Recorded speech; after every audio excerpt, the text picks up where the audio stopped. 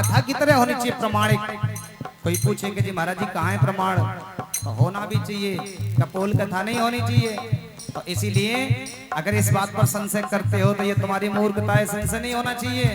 प्रमाण के रूप में सुनेंगे, बात सच्ची है करना न शंका, बात सच्ची है करना न शंका, बात सच्ची है करना न शंका, दीदी रावण को सोने की लंका।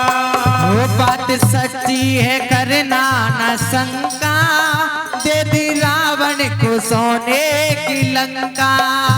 बात जमी नहीं जमी, ये बिल्कुल बात सत्य है कि मेरे भोलेनाथ ने रावण को सोने की लंका दे दी थी।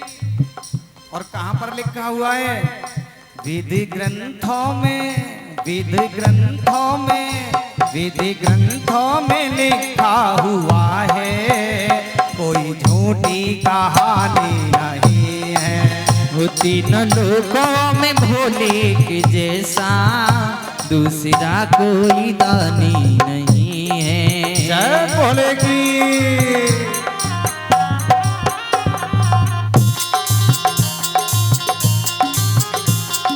घूमते हुए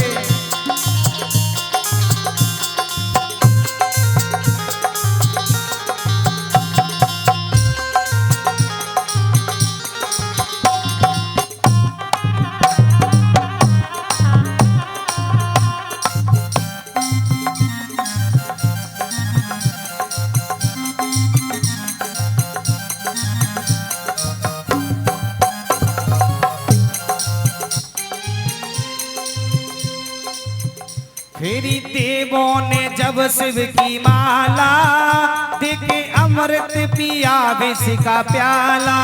वो फिर देवों ने जब शिव की माला, देखे अमृत पिया विष का प्याला। फेरी देवों ने जब शिव की माला, देखे अमृत दिया विष का प्याला। वो फिर देवों ने जब शिव की माला, देखे अमृत पिया विष का प्याला। किसको भोले ने, किसको भोले ने क्या क्या दिया है, बातें कोई छुपानी नहीं है। तीन लोकों में भोले के जैसा दूसरा कोई दानी नहीं है। कौन सा भक्त है बात उसकी, कौन सा भक्त है बात उसकी, मेरे भोले ने मानी नहीं है। वो तीन लोकों में भोले के जैसा दूसरा कोई दानी नहीं है। तीन लोकों में भोले के जैसा दूसरा कोई दानी नहीं है। कौन सा भक्त है बात उसकी, कौन सा भक्त है बात उसकी, मेरे भोले ने मानी नहीं है। कौन सा भक्त है बात उसकी, मेरे भोले ने मानी नहीं है। यहाँ जितने भी बैठे भक्त सच बताओ, भोलेनाथ ने, भोले बाबा ने किस भक्त को क्या क्या दे दिया। और कहे ना कि बात छुपानी नहीं है, छुपानी नहीं है। और बात पूछने के लिए नहीं करें तो दोनों हाथ नहीं तो एक हाथ उठा करके ये कहो कि मेरे भोलेनाथ ने मुझे ये दिया है। किस किस को दिया है, हाथ खड़ा करके बताएंगे। और ऐसा मेरा मानना है कि किसी भी भक्त का हाथ एक नीचे नहीं होना चाहिए, दोनों हाथ उठा करके कहेंगे कि मेरे भोलेनाथ ने सब कुछ दिया है। और पता है क्या दिया है, अरे भोलेनाथ ने इतना सब कुछ दे दिया कि तुम्हारा घर ही नहीं मानो के पूरे छत सहित सब कुछ भर दिया हो। मेरे भोलेनाथ ने तुम्हें श्री शिव महापुराण की कथा को श्रवण करने के लिए शुभ अवसर दे दिया। अब बताओ ऐसा कौन है जो मेरे भोले बाबा ने किस भक्त को नहीं दिया। यहाँ जितने भी बैठे हैं सभी की झोली को भर दिया है, क्योंकि झोली आप खाली लेकर के आए तो यहाँ भर करके ही जाओगे।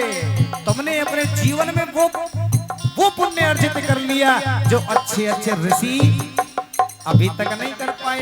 इस कीरतपुर में एक से एक भक्त हैं लेकिन वो नहीं आ पाए, क्योंकि भोले बाबा की कृपा दृष्टि उन पर नहीं है, इसलिए तुम्हें बात छिपानी नहीं है। जब पूछे कि तुझे भोलेनाथ ने क्या दिया, अरे मुझे वो दिया है, इसकी कोई भी कीमत कोई भी आकलन नहीं कर सकता। आगे, पाप धोने को सारे जहां के शिव ने गंगा हमें दे दिला के। पाप धोने को सारे जहां के शिव ने गंगा हमें दे दिला के। पाप धोने को सारे जहां के शिव ने गंगा हमें दे दिला के। पाप धोने को सारे जहां के शिव ने गंगा हमें दे दिला के। अगर करुणा की भी बात करें, करुणा का सागर है तो कोई और नहीं सिवाय मेरे भोलेनाथ के। वो करुणा का भी सागर है। कैसी? शिव की करुणा भी इसमें मिली है। गंगा अमृत है, पानी नहीं है। तीनों लोकों में भोले के जैसा, तीनों लोकों में भोले के जैसा दूसरा कोई दानी नहीं है। कौन सा भक्त है बात उसकी, कौन सा भक्त है बात उसकी, मेरे भोले ने मानी नहीं है। वो कौन सा भक्त है बात उसकी, कौन सा भक्त है बात उसकी, मेरे भोले ने मानी नहीं है।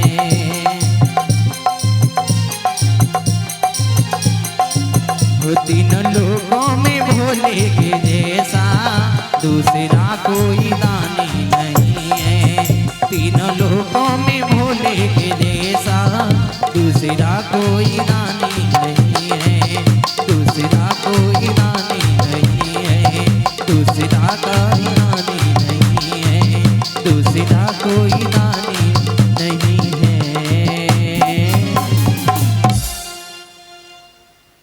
बोले शंकर भगवान की जय हो। आइएगा, अब सौनक जी प्रश्न करते हैं कि हे सूत जी महाराज, आप हमें ये बताओ साध्य क्या है, साधन क्या है और साधक कौन? साध्य, साधन और साधक ये क्या है? ब्रह्मा जी ने कहा कि हे ऋषियों, शिव पद की प्राप्ति ही साध्य है। जिसने शिव पद की प्राप्ति कर ली तो वो साध्य है, और शिव की सेवा करना ही साधन है। और जो सभी फलों से निष्प्रह है, सभी साधनों से, सभीयों से निष्प्रह हो गया, वही तो साधक है। सभीयों से निष्प्रय होना वो साधक है, और शिव पद की प्राप्ति जो करना चाहता है वो साध्य है, और शिव की पूजा करना ही तो साधन है। साध्य, साधन और साधक। कहने लगे कि ये तो हमने श्रवण कर लिया, आपने बड़ा सुंदर जवाब दिया। तो फिर कहने